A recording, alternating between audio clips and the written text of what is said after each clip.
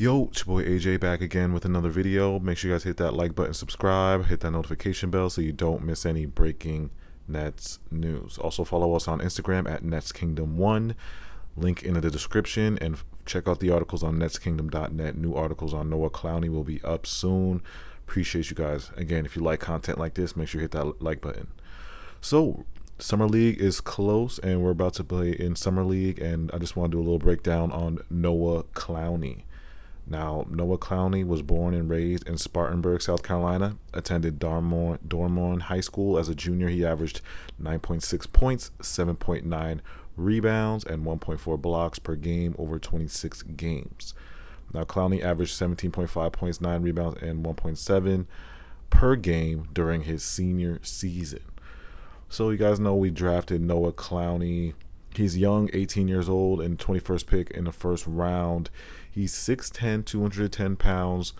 He's marked as a power forward / center. He fits the mold of what teams look for in the modern day bigs, front court guys. He has the frame to add significant muscle mass, in my opinion, but he runs the floor well, and he shows pretty solid leaping skills.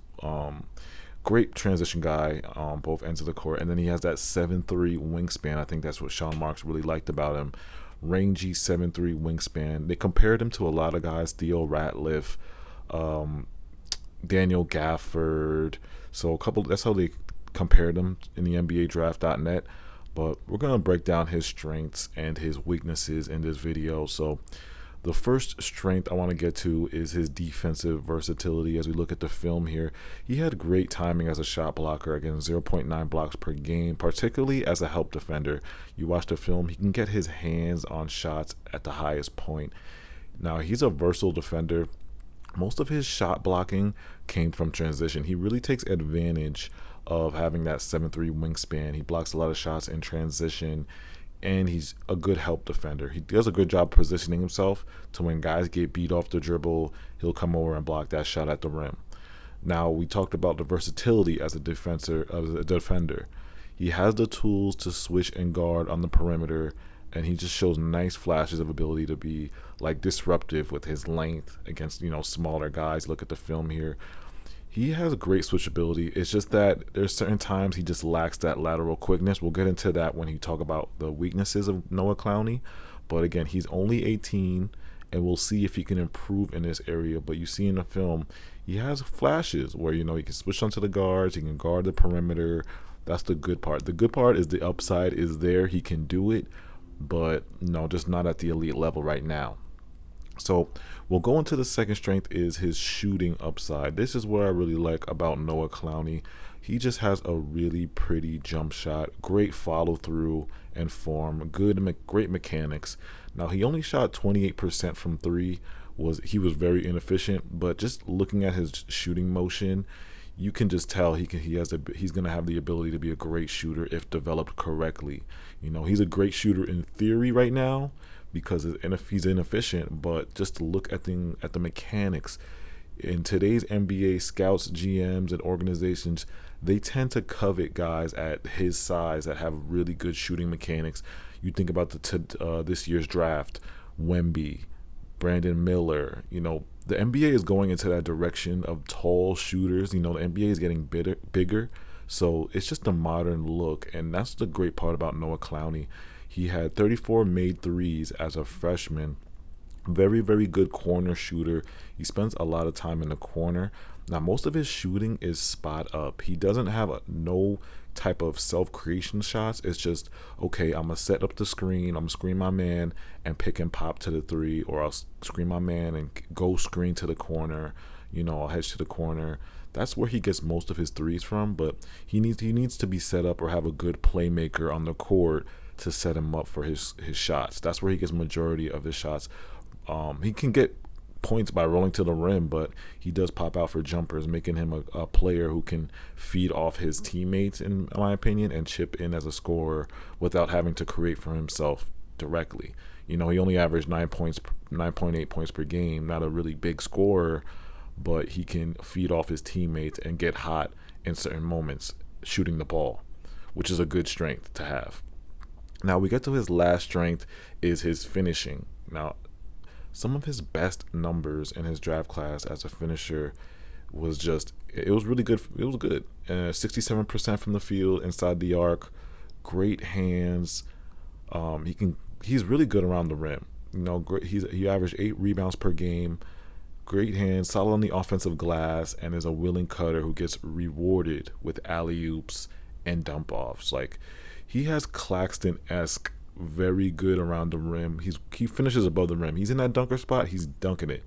He cuts to the rim and you feed him. He's dunking it. Like, he's very good around the rim. He's very quick off the floor when it comes to finishing around the rim.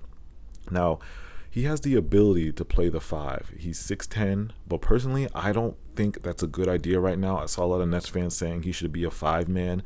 That is not good right now because of his frame.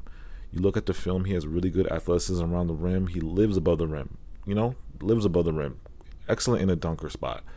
But his frame, we're going to talk about that later, in his weaknesses, is probably the reason you don't really want to put him at the 5 right now.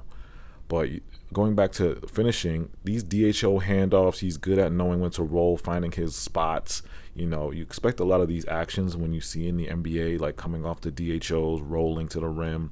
You're probably going to see that a lot in the summer league and when he's in the NBA. But my fear is the Nets will turn him into a straight 5-man. We don't want that. We want him to be able to be free, use that great jump shot, pick and pop.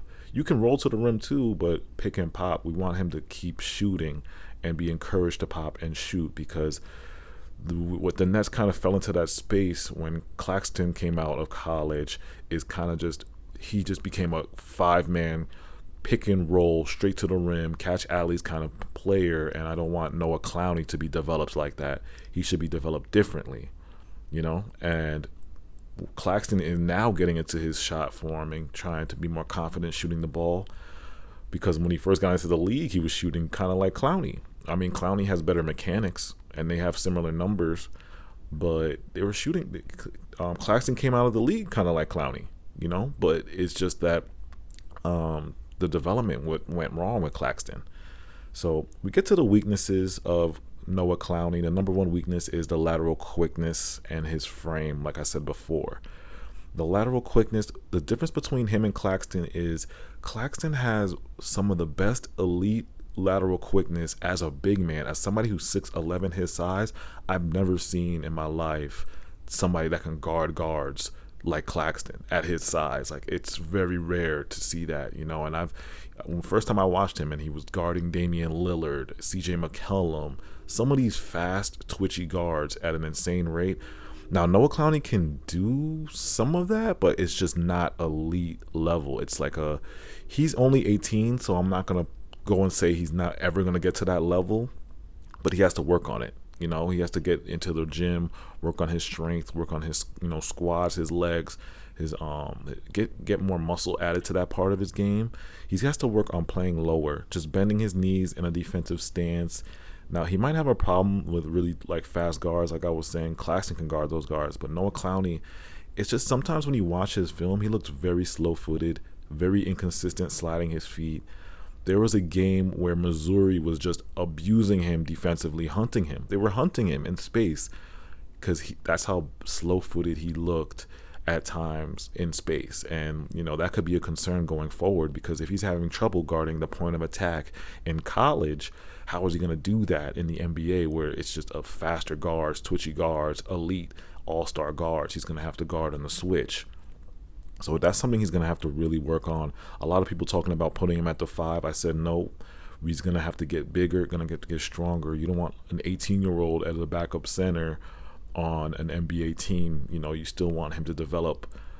We want him to get in there, get the minutes, and see what it's like. But to put that weight on him, I don't think it's a good idea. And then we get to his second weakness, his shooting consistency. He's very streaky, goes through cold stretches at times. He shot 22% from when he was 22.2% when guarded against guys closing out. So he struggles when guys close out quickly on him, and he shoots very, very inconsistently, goes through very cold stretches. That I think will improve with time. So it's not really a big weakness. But the third weakness is his driving and his handle. That's where I think he really needs to improve.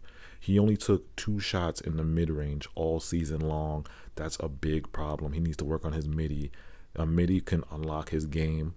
And then he only was 25% when he drove to the rim. So that is really, really bad. He doesn't really have no handle. He has like a straight line drive handle, and he doesn't have no in-between moves. So he's going to struggle if guys close out on him, and he's going to have to drive the ball. He can at times, it's not that he can't do it, but the handle is not good, and he can't self-create his own shot. And he doesn't really have no post game. So it's like those 3 factors, there's a whole ton of stuff that he's going to have to improve. The self-creation, post game, mid-range, lateral quickness. Those are all the things he's had to improve. Again, he's only 18, so the sky's the limit. But those are the weaknesses of Noah Clowney. Now, let me know your thoughts. Let me know in the comments what you guys think about Noah Clowney. Make sure you guys hit that like button. I mean, I think his ceiling to me is like a Chris Bosh. That's kind of where I see him. His ceiling at his top form is a Chris Bosh. And then his floor is just, if he can't really develop right, it's gonna he's gonna have to work on his strength, pack on muscle, and then work on his post game. And then also, I mean, in the modern NBA, the post game is not serious, but it's just a good tool to have also. And then work on his consistency with his shooting. If his shooting gets to an efficient level, then I don't see his floor being that bad. But let me know in the comments how you guys feel about Noah Clowney. Are you guys high on him? What do you think about his strengths and his weaknesses? What do you guys see what do you guys see as a role for him going forward in the Nets? Because he got a guaranteed spot. He's gonna get minutes, possibly, if Jacques Vaughn lets him play, but we'll see if the Nets address the big man position. I appreciate you guys. Hit that like button. I'm out.